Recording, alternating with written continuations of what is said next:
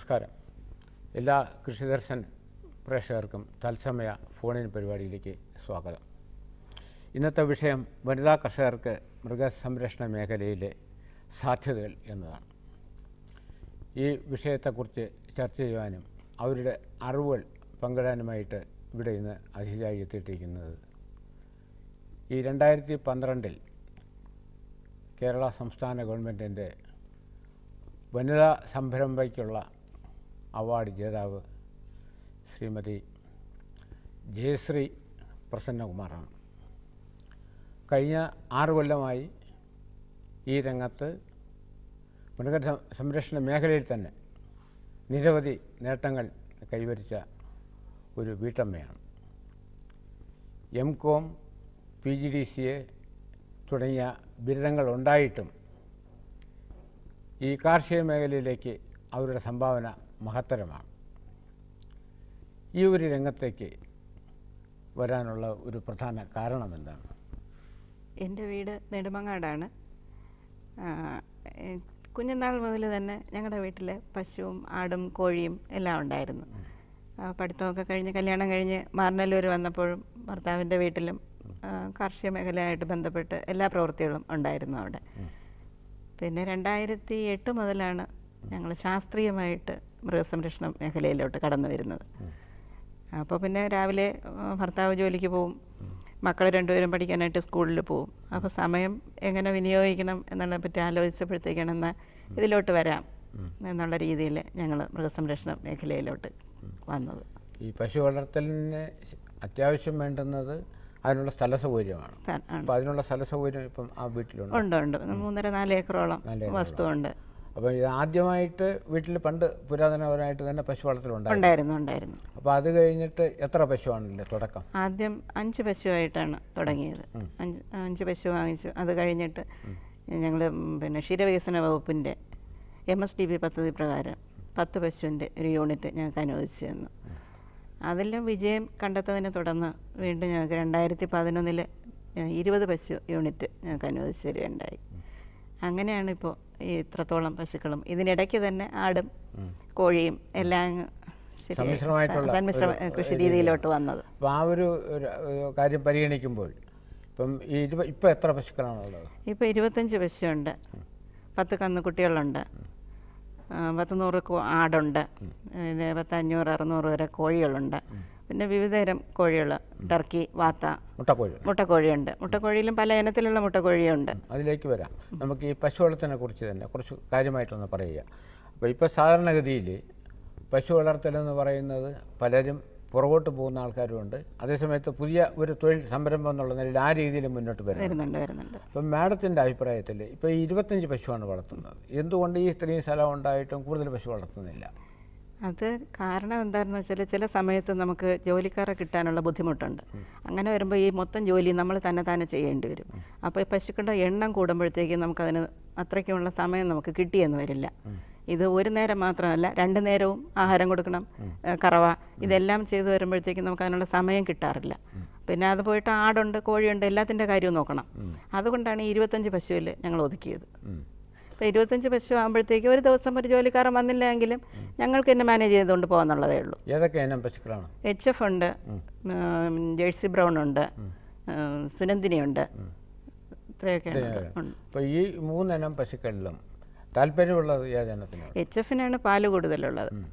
അതുപോലെ കൊഴുപ്പ് കുറവ് എന്നുള്ള ഇതുണ്ട്. അതുകൊണ്ടാണ് ജേഴ്സിയും കൂടെ നിർത്തിയിരിക്കുന്നത്. അപ്പോൾ അത് ക്രമീകരിക്കാൻ വേണ്ടിയിട്ടാണ് ജേഴ്സിയും കൂടെ നിർത്തിയിരിക്കുന്നത്.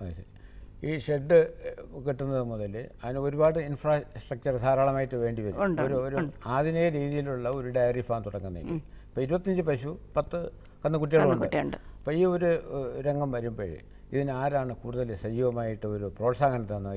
ഏത് വകുപ്പാണ്? മൃഗസംരക്ഷണ വകുപ്പിൽ നിന്നാണ് തൊഴുത്ത് വയ്ക്കുന്നതിനും പിന്നെ അതിൻ്റെ എല്ലാ യന്ത്രവൽക്കരണത്തിനുള്ള കാര്യങ്ങളും എല്ലാം അവരുടെ നിർദ്ദേശപ്രകാരമാണ് ചെയ്തിട്ടുള്ളത്.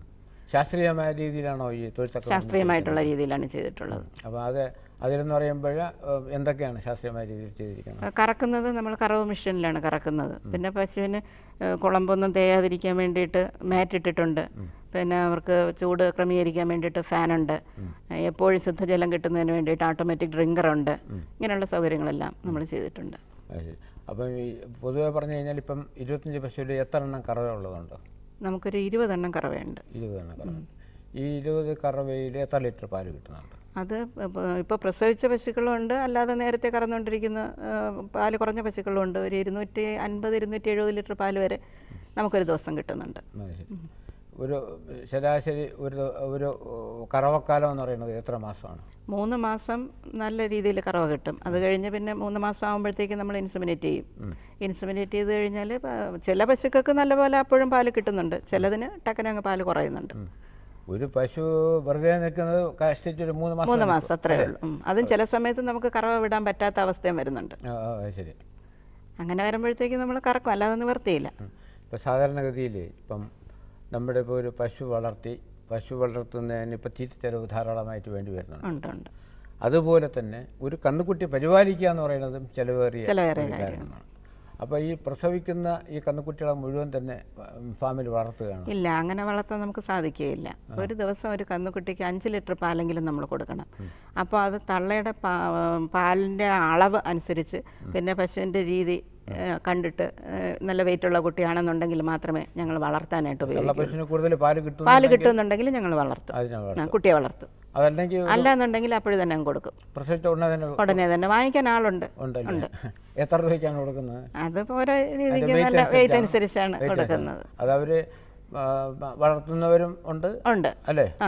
വളർത്തി ഉണ്ട്. അത് കച്ചവടക്കാർ അവർ ഏതെങ്കിലും ഒരു പശുവിനെ കുട്ടി ഇല്ലാന്നുണ്ടെങ്കിൽ ഇതിനെ അവരങ്ങ് വാങ്ങിച്ചുകൊണ്ട് പോകും. എങ്ങനെയൊക്കെയാണ് ഒരു പശുക്കളെ തീറ്റക്രമവും അല്ല പരിപാലനിക്കുന്നതൊക്കെ ഏത് രീതിയിലാണ്, എങ്ങനെയാണ് ഒരു ദിനചര്യ തുടങ്ങുന്നത് എങ്ങനെയാണ്? രാവിലെ ഒരു 3 മണി മുതൽ ഞങ്ങൾ രാവിലെ ജോലി തുടങ്ങും.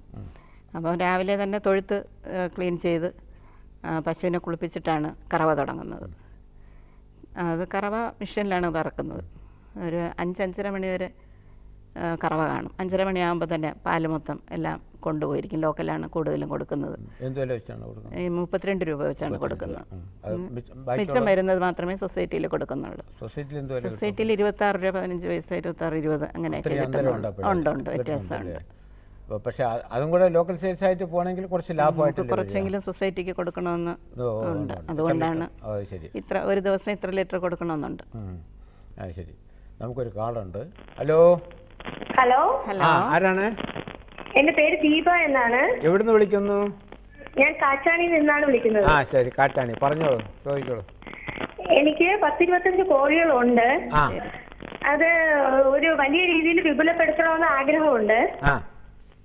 അതിന് വേണ്ടിയിട്ടുള്ള 25 കോഴി നിൽക്കാനുള്ള സ്ഥലം മാത്രമേ ഇപ്പൊ ഞങ്ങൾ ചെയ്തിട്ടുള്ളൂ. ദയവായിട്ട് ഒരു കാര്യം ചെയ്യോ, ഈ പ്രോഗ്രാം മുഴുവൻ കാണുക. ഞങ്ങളിപ്പോ പശുവുണ്ട്, ആടുണ്ട്, കോഴിയുണ്ട്, ഇതെല്ലാം ഓരോന്നായിട്ട് വന്നുകൊണ്ടിരിക്കുന്നു.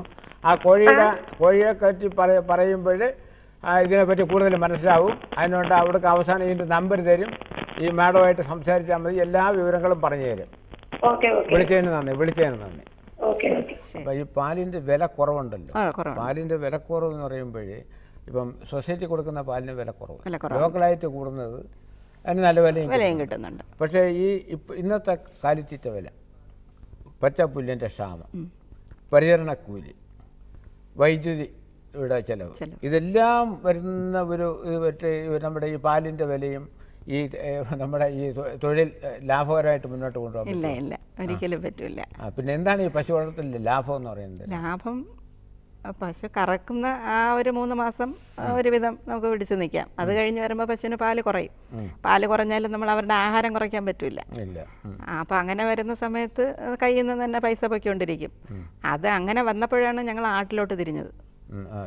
അപ്പോൾ ആട് വിൽക്കുന്നത് കൊണ്ട്, ആട്ടിൻ്റെ കുട്ടികളെ വിൽക്കുമ്പോഴത്തേക്കും നമുക്ക് അതിൽ നിന്നുള്ള വരുമാനം കൊണ്ട് ഇതുമായിട്ട് പിടിച്ചു നിൽക്കാൻ പറ്റും. ഞാൻ ചോദിക്കട്ടെ, ഇപ്പോഴും സാധാരണഗതിയിൽ ഇപ്പം ആട് വളർത്തുന്നവർ കുറച്ച് ആൾക്കാരെ ഉണ്ടാവുള്ളൂ. ഇപ്പം എല്ലാവരും പശുവും ആടും കോഴി ഒരുമിച്ച് വളർത്തുന്നില്ല. ഇപ്പം പശു മാത്രം വളർത്തുന്ന കർഷകർ, അവർക്ക് ഈ ചില തീറ്റാക്കൂലി അമിതമായിട്ട് ഇപ്പം ഈ ഇടയ്ക്ക് തന്നെ പല കമ്പനികളും നമ്മുടെ ഡിപ്പാർട്ട്മെൻറ്റിലെ ഇതുപോലും വില കൂടിയിട്ടുണ്ട്. ഇതെങ്ങനെ നമുക്ക് സമരസപ്പെടുത്താൻ കഴിയും? ഈ വില കൂടുന്നതനുസരിച്ച് പാലിന് വില കൂടുന്നില്ല. അതൊരു വലിയ അപാകതയാണ്. അതിനെന്താണ് പരിഹൃതമാകുന്നത്? പച്ചപ്പുല്ല് നമ്മൾ കൂടുതലായിട്ട് കൊടുക്കണം, തീറ്റയുടെ അളവ് കുറയ്ക്കുക, അത് മാത്രമേ ഉള്ളൂ. എന്നാലും അത്രയും പാല് കിട്ടുമോ? ഇപ്പോൾ നമ്മുടെ സാന്ദ്രീകൃത ആഹാരം 1 ലിറ്റർ പാല് കിട്ടുന്നതിന് എത്ര ഗ്രാം? 400 ഗ്രാം കൊടുക്കണം. അപ്പോൾ 15 ലിറ്റർ 20 ലിറ്റർ പാല് കിട്ടുന്നതിന് 8 കിലോ കൊടുക്കേണ്ടി വരും. അപ്പോൾ ആ ഒരു സാഹചര്യത്തിൽ ഇത് പാലിൻ്റെ വിലയും തീറ്റയുടെ വിലയുമായിട്ട് ബാലൻസ് ചെയ്ത് പോകില്ല. അപ്പം അതാണല്ലേ അതിലിപ്പോൾ അതിന് പകരം പച്ചപ്പുല്ല് കൊടുത്താൽ വയറ് നിറയുന്നുള്ളതല്ലാതെ കുറച്ച് കുറയ്ക്കാൻ പറ്റും അല്ലേ? അത്രേ ഉള്ളൂ. അപ്പം അതിനുള്ള ഒരു പരിഹാരം എന്തിനാണ്? ഞങ്ങൾ എന്തെങ്കിലും സബ്സിഡി ഇനത്തിൽ തീറ്റ അനുവദിച്ചു തരണം. അങ്ങനെ പാലിന് വില കൂട്ടണം അല്ലേ? പാലിന് വില കുടിവെള്ളത്തിന് വില കൂട്ടിയാൽ പ്രശ്നമില്ല. അതേസമയത്ത് പെട്രോളിന് വില കൂട്ടിയാലും പ്രശ്നമില്ല, ഡീസലിന് കൂട്ടിയാൽ പ്രശ്നമില്ല. പാലിന് വില കൂട്ടിക്കഴിഞ്ഞാൽ പ്രശ്നമായിട്ട് കാണുന്നു. പക്ഷേ ഈ പാലിന്റെ പിന്നിലുണ്ടാകുന്ന പ്രവർത്തനം ആരും മനസ്സിലാക്കുന്നു. അതാണ് ഇതിലുള്ള ഒരു പ്രധാനമായ. പൊതുവെ ഞാൻ പറയട്ടെ, ഈ പാലിൻ്റെ ഉൽപ്പാദനം എന്നുണ്ടല്ലോ, ഇതിനുള്ള ഒരു സഹായങ്ങൾ ഏതൊക്കെ ഡിപ്പാർട്ട്മെൻറ്റിൽ നിന്നാണ് കിട്ടിയത്? നമുക്ക് ക്ഷീരവികസന വകുപ്പിൽ നിന്ന് കിട്ടിയിട്ടുണ്ട്, മൃഗസംരക്ഷണ വകുപ്പിൽ നിന്ന് കിട്ടിയിട്ടുണ്ട്. അതെ, ശരി. അപ്പം എത്ര രൂപ വെച്ചാണ് കിട്ടിയിട്ടുണ്ടോ? അത് നമുക്ക് ഈ ഓരോ പദ്ധതി വരുമ്പോഴത്തേക്ക് നമുക്കൊരു കാലുണ്ട്. ഹലോ, പറയണം. ഹലോ, ഞാൻ പറഞ്ഞല്ലേ, എവിടുന്ന്? ഞാൻ പറഞ്ഞില്ലേ, കണ്ണൂരിൽ നിന്നാണ്. പറയണം, പേര് പറയണം. എൻ്റെ പേര് സുധീർ. ചോദിക്കണം, മാഡത്തിനോട് ചോദിക്കുക. ഹലോ, എൻ്റെ പേര് സുധീർ. അതായത് ലാക്ടേഷൻ പീരീഡ് ഉണ്ടല്ലോ, എന്തോ ടിവിയുടെ വാളിയം കുറച്ചിട്ട് സംസാരിക്കാവോ? എൻ്റെ പേര് സുധീർ. സുധീർ കേട്ടു. ലാക്ടേഷൻ പീരീഡ് ഉണ്ടല്ലോ, അത് എങ്ങനെ, എത്ര പീരീഡ് ഉണ്ട്? Hello, lactation period എത്രയുണ്ടെന്നാണ്? 3 മാസം. പറഞ്ഞാൽ 3-3.5 മാസം വരെ നമുക്ക് നല്ല രീതിയിൽ പാല് കിട്ടും. അങ്ങനെ അതല്ലേ. അപ്പൊ ഈ കാണുന്ന ഇതുണ്ടല്ലോ, ടിവിയിൽ കാണുന്ന, ഹലോ, ഈ ഇതുണ്ടല്ലോ ഇപ്പൊ കാണുന്ന നിങ്ങളെ പശു ഉണ്ടല്ലോ, നിങ്ങളെ കാണുന്ന പശു, അതില് ടിവിയിൽ കാണിക്കുന്ന പശുവിന് എത്ര കോസ്റ്റ് വരും? അതായത് ടി വിയിൽ കാണുന്നത്, അതായത് മാഡത്തിന്റെ ഷെഡിലുള്ള പശുവിന് എത്ര ലാക്ടേഷൻ പീരീഡ് ഉണ്ടെന്നാണ്?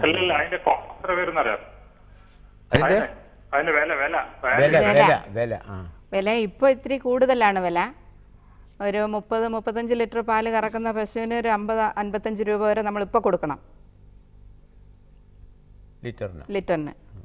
അല്ല, പശുവിന്റെ വില 55,000 രൂപ വരെ കൊടുക്കണം. ശരി, ചോദ്യം ചോദിച്ച് മറുപടി തൃപ്തിയായിരിക്കുന്നു വിചാരിക്കുന്നു.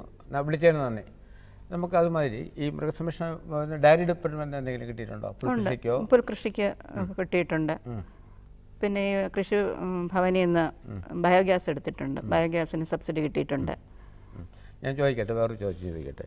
ഈ സാധാരണഗതിയിൽ ഇപ്പം ഡയറി ഫാം തുടങ്ങുമ്പോഴേ ഈ പൊല്യൂഷൻ്റെ പ്രശ്നം ധാരാളമായിട്ട് പഞ്ചായത്തിലെ പ്രശ്നം, കോർപ്പറേഷനിലെ പ്രശ്നം, മുനിസിപ്പാലിറ്റിയിലെ പ്രശ്നം, നാട്ടിൻപുറത്തെ മൊത്തം പ്രശ്നങ്ങളാണ്. അപ്പോൾ ഇതെന്താണ്? ഇതിങ്ങനെ വരികയും പാല് ഉൽപ്പാദനം കൂട്ടണമെന്ന് ഒരു ഭാഗത്ത് പറയുന്നു, പശു വളർത്തുന്നതിന് ഇങ്ങനെയുള്ള പ്രശ്നം ഉണ്ടാകുന്നുണ്ട്, അയൽവക്കക്കാരിൽ പ്രശ്നം ഉണ്ടാകുന്നു. പക്ഷേ ഇത് മഴക്കാലത്താണ് ഏറ്റവും കൂടുതൽ പ്രശ്നം, വേനൽക്കാലത്ത് കുഴപ്പമില്ല. അതിന് മാഡം എന്താണ് ചെയ്യുന്നത്?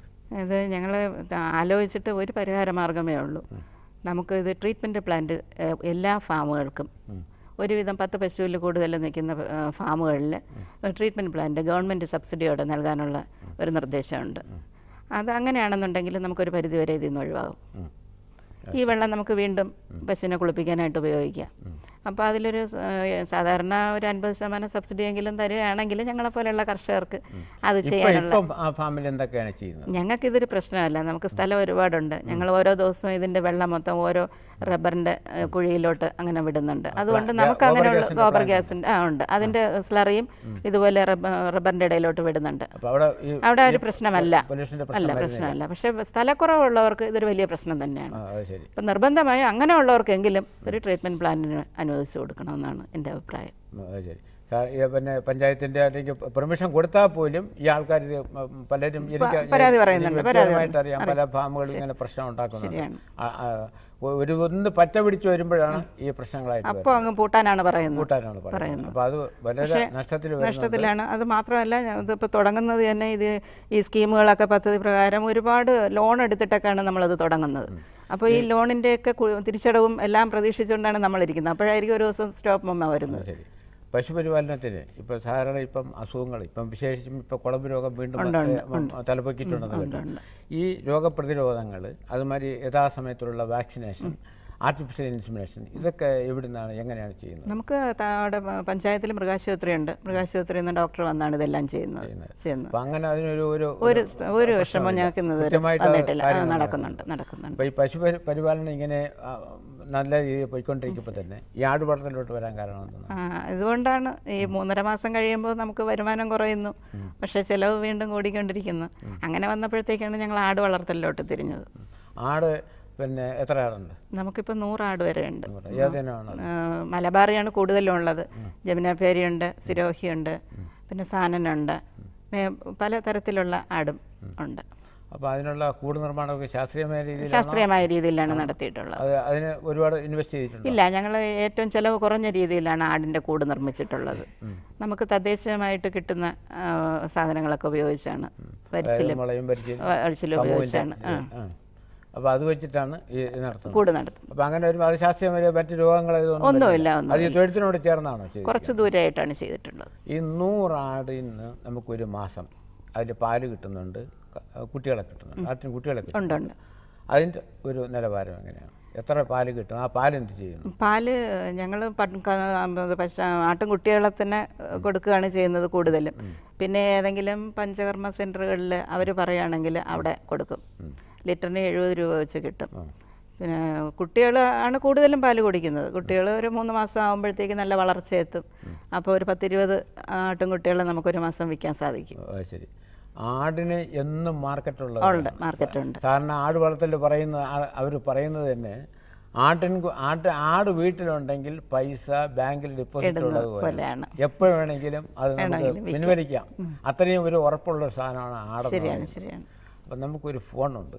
Hello hello hello hello hello ആരാണ്? മേഡം, ഞാൻ കാസർഗോഡാണ്. എന്തോ? കാസർഗോഡാണ്. പേര് പറയണം. പേര്? മുഹമ്മദ്. മുഹമ്മദ് ചോദിക്കണം. ഞാൻ വിളിച്ച മേഡം, എനിക്ക് 25 ഏക്കർ റബ്ബർ തോട്ടമുണ്ട്. എനിക്ക് അതിന്റെ അകത്ത് ഫാം, നമ്മളെ കന്നുകാലി ഫാം തുടങ്ങാൻ പറ്റുമോ? സുഖമായിട്ട് തുടങ്ങാം. അതായത് മൂന്നാം വർഷം തൈമരാണ് 15 ഏക്കർ, 10 ഏക്കർ ഇപ്പം സ്റ്റാപ്പിംഗ് മരാണ്. ശരി. അപ്പം തൊഴുത്ത് വെക്കാനൊക്കെ ഉള്ള സ്ഥലം ഉണ്ടോ? തൊഴുത്ത് വെക്കാനുള്ള 1-2 ഏക്കർ സ്ഥലമുണ്ട്, ബാലൻസ് ഉണ്ട്. അപ്പോൾ ഈ നിങ്ങൾ 3 വർഷമായ തൈ എന്ന് പറയുമ്പോൾ അതിനിടയിൽ നമുക്ക് പുല്ല് വെക്കാം. പുല്ല് വെക്കാൻ പറ്റും. പുല്ല് വെക്കാം. ആദ്യമായിട്ട് പുല്ല് വെക്കുക. പുല്ല് വെച്ചതിന് ശേഷം നമുക്ക് തൊഴുത്ത് നിർമ്മാണം തുടങ്ങാം. അല്ല, അതിന്റെ വേറൊരു പ്രത്യേകത എന്റെ സ്ഥലത്തിന്റെ ഒരു അതിർത്തി ഫോറസ്റ്റ്, കേരള ഗവൺമെന്റ് ഫോറസ്റ്റ് ആണ്. അത് ശരി. അത് വല്ല ബുദ്ധിമുട്ടുണ്ടാക്കോ? ഇല്ല, ഒരു ബുദ്ധിമുട്ടും ഇല്ല. അപ്പൊ അവിടെ തുടങ്ങുന്നതിന് ഞങ്ങൾക്ക് ഇതിനെ കുറിച്ച് കൂടുതൽ അറിയാവുന്ന വഴി പിന്നെ അവസാനം ഫോൺ നമ്പർ തരും. അല്ല, ഞങ്ങൾ ഇവിടെ കറണ്ട് ഇല്ല മേഡം, വൈദ്യുതി ഇല്ല.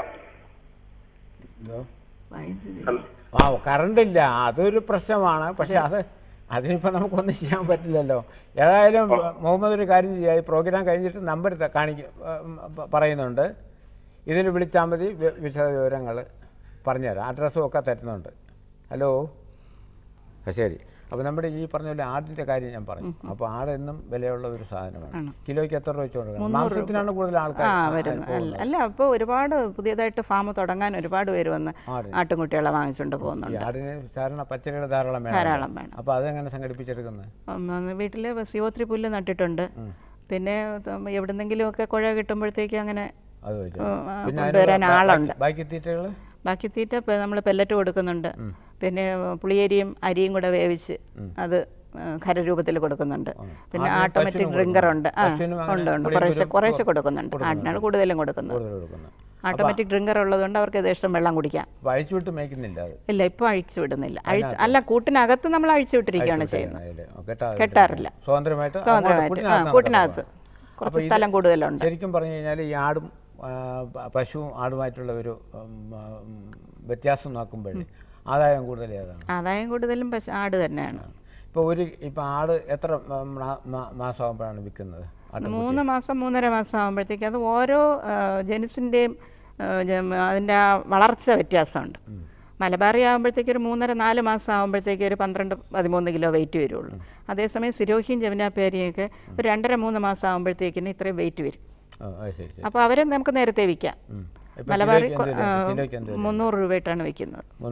സിരോഹിക്ക് വില കൂടുതലാണ്. ഇതിപ്പോ 2 ദിവസം കൊണ്ട് ഇപ്പം ഇറച്ചിക്കോഴി കിട്ടാനില്ല. വീണ്ടും വില കൂടാനുള്ള സാധ്യത. ആടുവളർത്തുകാർക്ക് ഒരു ശുഭവാർത്ത കൂടിയാണ് ഈ വില കൂടാൻ പോകുന്നത്. അപ്പൊ ഈ ഒരു രംഗം വരുമ്പോഴേ ഇപ്പൊ ആട് വളർത്തൽ പ്രോത്സാഹജനകമാക്കുന്നുണ്ട്. അത് ഇതിനെ അപേക്ഷിച്ച് പിന്നെ അസുഖങ്ങൾ കുറവാണ്. അപ്പോൾ ശരാശരി ഒരു 6 മാസം പ്രായം അല്ലെങ്കിൽ 3 മാസം പ്രായമായ ഒരു ആട്ടിന് എത്ര കിലോ ഉണ്ടാവും? 12-13 കിലോ അടുപ്പിച്ചുണ്ടാവും. ഇപ്പോൾ 300 രൂപയാണ് വില. 300 രൂപയാണ് വില. സ്ഥലത്ത് വന്ന് വാങ്ങിക്കൊണ്ട് പോകും. ഒരു വാങ്ങുന്നതിനനുസരിച്ച് നമുക്ക് അവിടെ ഉൽപ്പാദനം ഉണ്ടാവും. ശരാശരി ഒരു മാസം എത്ര ആട് കുട്ടിയെ വിൽക്കാൻ പറ്റും? ഒരു 20-25 ഇടയ്ക്ക് നമുക്ക് വിൽക്കാൻ പറ്റും. അപ്പോൾ അതൊരു നല്ല പരിപാടിയാണ്. ഇത്രയും പ്രയാസങ്ങളൊന്നുമില്ല. കുളിപ്പിക്കണ്ട. ഇല്ല, കുളിപ്പിക്കണ്ട. ബ്രഷ് ചെയ്ത് കൊടുക്കും. നമുക്ക് ഒരു ഫോൺ കാൾ ഉണ്ട്. ഹലോ ഹലോ ഹലോ ആരാണ്? മുരിയാട് നിന്ന് വസന്ത. എന്തോ? മുരിയാട് ഇരിങ്ങാലക്കുട. പറയണം, പേര് പറയണം. ഈ മലബാറി ഇനത്തിൽപ്പെട്ട ആടുകളില്ലേ? അല്ല, പേര് പറയണം മാഡം. മുരിയാട് വസന്ത. ശരി, ചോദിക്കണം. ഈ മലബാറി ഇനത്തിൽപ്പെട്ട ആടുകൾക്ക് ഇപ്പൊ എന്ത് വിലയുണ്ടോ? കിലോ 300 രൂപ വെച്ചാണ് ഞങ്ങൾ വിൽക്കുന്നത്. അപ്പോൾ ഒരു 12-13 കിലോ ഉള്ള തൂക്കമുള്ള കുട്ടികളാണ് സാധാരണ ഞങ്ങൾ വിൽക്കാറ്. അതിൽ കുറഞ്ഞു വരുന്ന അങ്ങനെ ഞങ്ങൾ കൊടുക്കാറില്ല. അവർ ആഹാരമൊക്കെ കഴിച്ച് ഒരുവിധം വാക്സിനേഷനും ഒക്കെ എടുത്തതിന് ശേഷമേ നമ്മൾ ആട്ടുകുട്ടികളെ വിൽക്കാറുള്ളൂ. അപ്പോൾ അങ്ങനെ വരുമ്പോഴത്തേക്ക് 300 രൂപ വെച്ചാണ് ഞങ്ങൾ വിൽക്കുന്നത്. ഒരു 12-13 കിലോ ഉണ്ടാവും. 4000-നകത്ത് വില വരും. ശരി, വിളിച്ചതിന് നന്ദി. അപ്പം ഈ ആടാണ് ശരിക്കും പറഞ്ഞാൽ ഒരു ആദായമാണ്. അതിൽ കൂടുതൽ ഇപ്പൊ 100 ആടുണ്ട് അല്ലേ? 100 ആടിൽ കൂടുതൽ വളർത്താൻ പറ്റില്ലേ? വളർത്താൻ പറ്റും. ഒരു ഷെഡ് ഒഴിഞ്ഞ് കിടക്കുകയാണ്. അപ്പൊ അതിനുള്ള പരിപാടികളുണ്ട്. ഇതിന് വല്ല സഹായങ്ങൾ, സാമ്പത്തിക സഹായങ്ങൾ? ആടിന് വേണ്ടിയിട്ട് നമുക്ക് സാമ്പത്തിക സഹായമൊന്നും കിട്ടിയിട്ടില്ല. അപ്പൊ പശുവുണ്ട്, ആടുണ്ട്. പശുവിനെ അപേക്ഷിച്ച് ആടിൽ നിന്ന് കൂടുതൽ ആദായം. പിന്നെ എന്താണുള്ളത്? കോഴിയുണ്ട്. എത്ര കോഴിയുണ്ട്? 600 കോഴി വരെ ഉണ്ട്. 600 കോഴിയുണ്ട്. ഏതൊക്കെ ആണുള്ളത്? അത് സങ്കര ഇനത്തിൽപ്പെട്ട കോഴികൾ, ഗ്രാമശ്രീ, അതുല്യ, അത്തരത്തിലുള്ള കോഴിയുണ്ട്. പിന്നെ നാടൻ കോഴികളുണ്ട്, ഒരുപാട് നാടൻ കോഴികളുണ്ട്. പിന്നെ ടർക്കിയുണ്ട്, വാത്തയുണ്ട്, മണിത്താറാവുണ്ട്. പിന്നെ അലങ്കാര കോഴികളുണ്ട്, ഗിനിയുണ്ട്. ഇതിൻ്റെ എല്ലാം മുട്ട ഞാൻ ഇൻക്യുബേറ്ററിൽ വെച്ച് വിരിക്കുകയാണ് പതിവ്. അത് വിരിഞ്ഞ് ഒരു 1.5-2 മാസം ആകുമ്പോഴത്തേക്ക് ആവശ്യക്കാർക്ക് കൊടുക്കുന്നുണ്ട്. മുട്ടക്കോഴിയുണ്ട്, ടർക്കി എല്ലാം ഇതും വിരിയിക്കുന്നുണ്ട്. അപ്പം അത് ഒരു ദിവസം എത്ര മുട്ട കിട്ടും? ഒരു ദിവസം ഒരു 60-65 മുട്ട വരെ കിട്ടും. മുട്ടയ്ക്ക് എന്ത് വിലയുണ്ട്? മുട്ടയ്ക്ക് 6.5 രൂപയുണ്ട്. 6.5. ഇപ്പോഴാണ് വില കൂടിയത്. നാടൻ മുട്ടയ്ക്കാണ് ആവശ്യക്കാർ കൂടുതലുള്ളത്.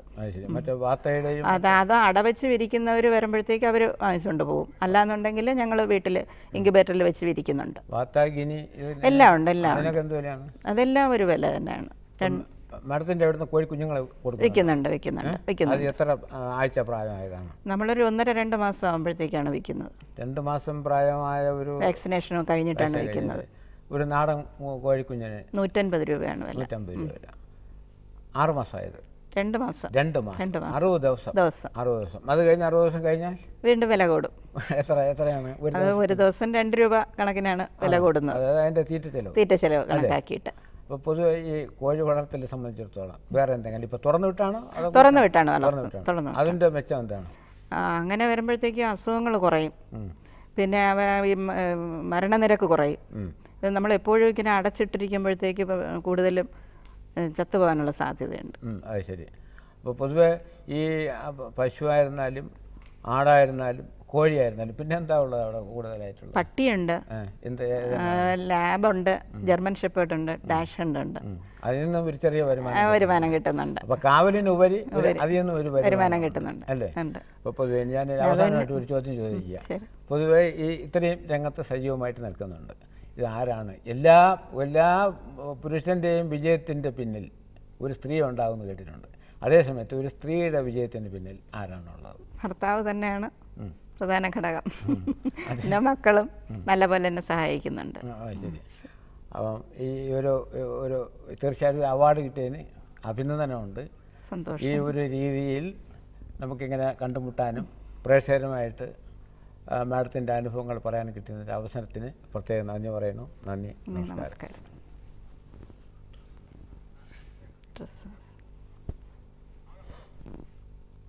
അഡ്രസ്സ്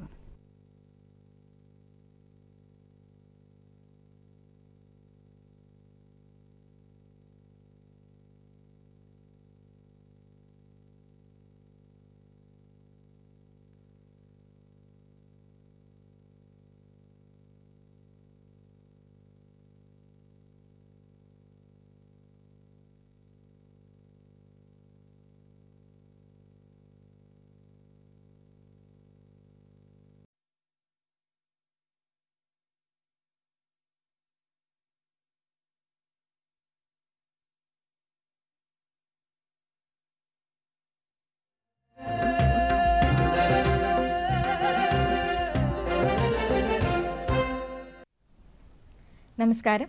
ദൂരദർശൻ കാർഷിക വാർത്തകളിലേക്ക് സ്വാഗതം. പ്രധാന വാർത്തകൾ. സെപ്റ്റംബർ 2 ലോക നാളികേര ദിനം സമുചിതമായ ആഘോഷം. റബ്ബർ ബോർഡ് ശാസ്ത്രജ്ഞൻ ഡോക്ടർ ടി.എ. സോമന് Tan Sri B C. Sekhar gold medal. നാളികേര വികസന ബോർഡ് അവാർഡുകൾ അപേക്ഷിക്കുന്നതിനുള്ള തീയതി നീട്ടി. വാർത്തകൾ വിശദമായി. 15ാമത് ലോക നാളികേര ദിനാഘോഷം സെപ്റ്റംബർ 1, 2 ദിവസങ്ങളിൽ കോയമ്പത്തൂരുള്ള തമിഴ്നാട് അഗ്രികൾച്ചർ യൂണിവേഴ്സിറ്റിയിൽ സംഘടിപ്പിക്കും. കർഷക കൂട്ടായ്മകളിലൂടെ നാളികേര മൂല്യവർദ്ധനവ് എന്നതാണ് നാളികേര വികസന ബോർഡിന്റെ ഈ വർഷത്തെ നാളികേര ദിന പ്രമേയം. നാളികേര വികസന ബോർഡ്, അഗ്രികൾച്ചർ യൂണിവേഴ്സിറ്റി, തമിഴ്നാട് കൃഷി വകുപ്പ് എന്നിവയുടെ സഹായത്തോടെയാണ് ഇപ്രാവശ്യം നാളികേര ദിനം ആചരിക്കുന്നത്. നാളികേര ദിനാഘോഷങ്ങളുടെ ഭാഗമായി മൂല്യവർദ്ധിത ഉൽപ്പന്നങ്ങളുടെയും നാളികേരാധിഷ്ഠിത സാങ്കേതിക വിദ്യയുടെയും പ്രദർശനം, പ്രമേയാധിഷ്ഠിത വിഷയങ്ങളെ സംബന്ധിച്ച് ക്ലാസുകൾ, നീരയും മൂല്യവർദ്ധിത ഉൽപ്പന്നങ്ങളും സംബന്ധിച്ച സംസ്കരണ സാങ്കേതിക വിദ്യ ആസ്പദമാക്കി Pune defence food research laboratory, Kerala കാർഷിക സർവകലാശാല എന്നീ സ്ഥാപനങ്ങൾ അവതരിപ്പിക്കുന്ന പ്രബന്ധങ്ങൾ, രാജ്യത്തിന്റെ വിവിധ ഭാഗങ്ങളിൽ നിന്ന് എത്തുന്ന കേര കർഷകരുമായുള്ള അനുഭവങ്ങൾ പങ്കുവയ്ക്കൽ, മുഖാമുഖം എന്നിവയും സംഘടിപ്പിച്ചിട്ടുണ്ട്. ഏഷ്യൻ പസഫിക് കോക്കനട്ട് കമ്മ്യൂണിറ്റിയുടെ സ്ഥാപക ദിനമായ സെപ്റ്റംബർ 2 അനുസ്മരിച്ചാണ് APCCയിലെ അംഗരാജ്യങ്ങൾ ഈ ദിനം ലോക നാളികേര ദിനമായി ആചരിച്ചു വരുന്നത്. ഇന്തോനേഷ്യയിലെ ജക്കാർത്ത ആസ്ഥാനമായ APCC നാളികേര വികസന പ്രവർത്തനങ്ങളിലൂടെ അംഗരാജ്യങ്ങളുടെ സാമ്പത്തിക സുസ്ഥിരത ലക്ഷ്യം വെക്കുന്നു. Indian institute of plantation management കാപ്പി ഉൽപാദനവുമായി ബന്ധപ്പെട്ട വ്യവസായ സംരംഭങ്ങളിൽ ഏർപ്പെടുന്നവർക്കായി സെപ്റ്റംബർ 19 മുതൽ 28 വരെ സർട്ടിഫിക്കറ്റ് കോഴ്സ് നടത്തുന്നു. Professional certificate programme in coffee എന്റർപ്രനർഷിപ്പിൽ അപേക്ഷിക്കാനുള്ള അവസാന തീയതി സെപ്റ്റംബർ 5. കൂടുതൽ വിവരങ്ങൾക്ക് ബാംഗ്ലൂരുള്ള ഇൻസ്റ്റിറ്റ്യൂട്ടുമായി ബന്ധപ്പെടാം. വിളിക്കാവുന്ന നമ്പർ 08023212647. ഇമെയിൽ വിലാസം lipmb@gmail.com.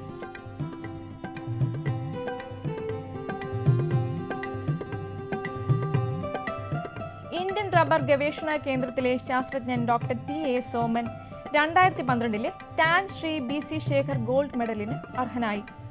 സെപ്റ്റംബർ 7 കൊച്ചിയിൽ നടക്കുന്ന ഇന്ത്യ റബ്ബർ സമ്മിറ്റിൽ മലേഷ്യൻ റബ്ബർ ബോർഡിന്റെ director general doctor Salmiah Ahmad medal സമ്മാനിക്കും. പ്രഥമ Tan Sri B C. Sekhar gold മെഡലിന് 2011 അർഹനായത് പ്രശസ്ത അമേരിക്കൻ റബ്ബർ ടെക്നോളജിസ്റ്റായ അന്തരിച്ച ഡോക്ടർ അലൻ ജെന്റ് ആയിരുന്നു. റബ്ബർ വ്യവസായ രംഗത്ത് സിന്തറ്റിക് റബ്ബറിന്റെ കടന്നുകയറ്റം നിയന്ത്രിക്കാൻ പ്രകൃതിദത്ത റബ്ബറിന് പുതിയ ഉപയോഗങ്ങളും സംസ്കരണ സാങ്കേതിക വിദ്യകളും വികസിപ്പിച്ച് പ്രചാരത്തിൽ വരുത്തിയ പ്രശസ്ത റബ്ബർ വിദഗ്ധനായിരുന്നു ബി.സി. ശേഖർ. റബ്ബറിൽ റൂട്ട് ട്രെയിനർ സാങ്കേതിക വിദ്യ വികസിപ്പിച്ചെടുക്കുന്നതിലും ഡോക്ടർ സോമൻ കൈവരിച്ച നേട്ടങ്ങളാണ് ഈ പുരസ്കാരത്തിന് അദ്ദേഹത്തെ അർഹനാക്കിയത്.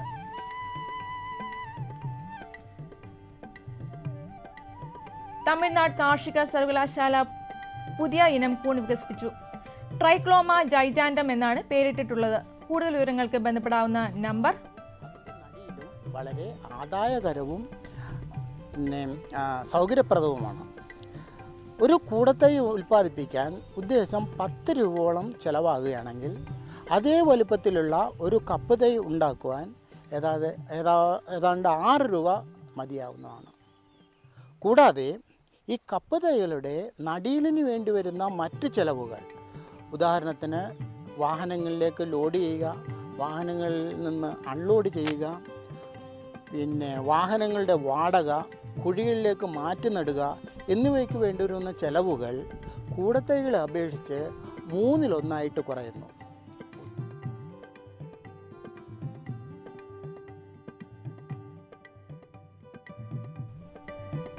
തമിഴ്നാട് കാർഷിക സർവകലാശാല പുതിയ ഇനം കൂൺ വികസിപ്പിച്ചു.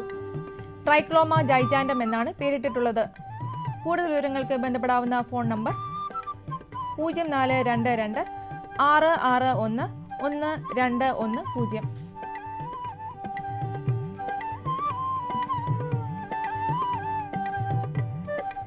നാളികേര വികസന ബോർഡ് മികച്ച നാളികേര കർഷകർ, നാളികേര സംസ്കരണ സംരംഭകൻ, ഗവേഷകൻ, നാളികേര കരകൗശല വിദഗ്ധൻ, എക്സ്പോർട്ടർ, വിജ്ഞാന വ്യാപന പ്രവർത്തകൻ, നാളികേര സൊസൈറ്റി, തെങ്ങുകയറ്റക്കാരൻ എന്നീ വിഭാഗങ്ങളിലായി നൽകുന്ന അവാർഡിന് അപേക്ഷിക്കേണ്ട അവസാന തീയതി സെപ്റ്റംബർ 10 വരെ നീട്ടി. കൂടുതൽ വിവരങ്ങൾ www.coconutboard.nic.in എന്ന ബോർഡിന്റെ വെബ്സൈറ്റിൽ ലഭ്യമാണ്.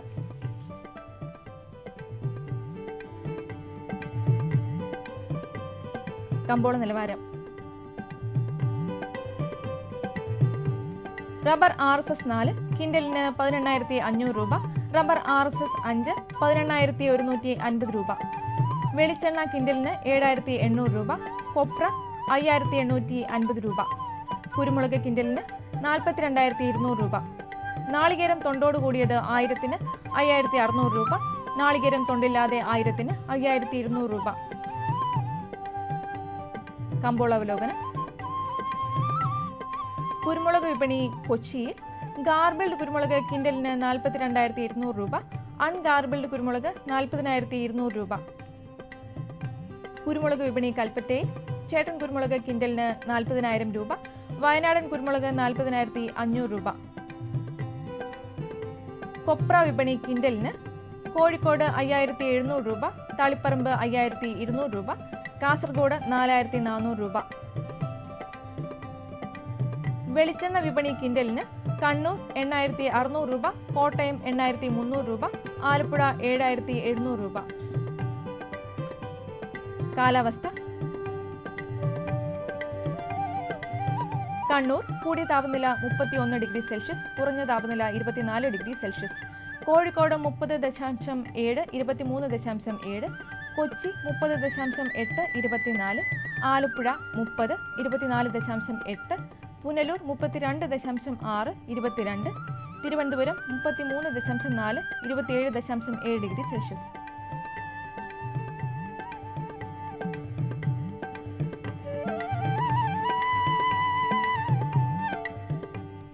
കാർഷിക വാർത്തകൾ സമാപിക്കുന്നു. നമസ്കാരം.